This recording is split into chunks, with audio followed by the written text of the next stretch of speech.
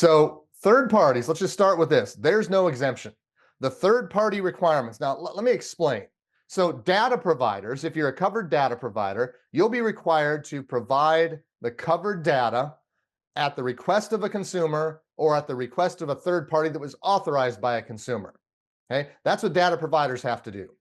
Third parties, if you are an authorized third party and you're wanting to go get customer data that you've been authorized to go get, you'll have to follow the third party requirements in order to do that. Otherwise, you won't be able to get data on behalf of a consumer from a data provider. So let's just think about this for a moment. Let's say that I'm banking at the Bank of Diane, and the Bank of Diane is a covered data provider. Hey, let's say they're over the threshold, they're in. Hey, they're a covered data provider, and that's where I bank. Okay, I'm not real happy with the Bank of Diane. I think I said that earlier. So not getting treated well, and so I want to break up with the Bank of Diane. And I've walked by the Bank of Kyla a few times. I've got some friends that bank with the Bank of Kyla, and they think quite a lot of her and her bank. And you know what? So I go see the Bank of Kyla about trying to bank with her.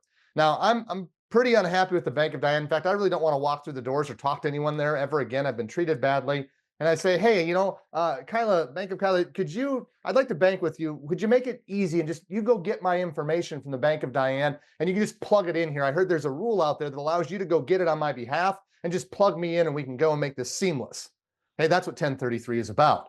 Well, if the Bank of Kyla decides that she doesn't want to be a third party, then she's going to have to say, I'm sorry, Jared, I can't go get your data on your behalf because I don't have the resources, or I've chosen not to follow the rules that are required to do that. You can go back to Diane and get your data and bring it here, and she'll have to give it to you, but I can't do it on your behalf because I'm not following the third party requirements under 1033. Now, she's not going to have that conversation like that with me using that terminology, but that's what it is.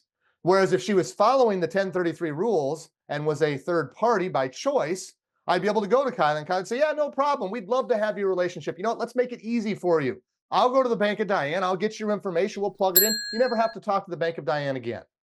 And that's where that whole competitive disadvantage starts to appear. And so that's the reason why you might want to be a third party. You'd sure like to bring the relationships that you don't have over to you and make it really easy for those that are going to be doing it. Because other banks out there that choose not to be third parties, they're going to tell the customer that they have to go get it themselves, where you're going to go, oh no, let us do the lift for you. We'll go get your data. Just authorize us to do so.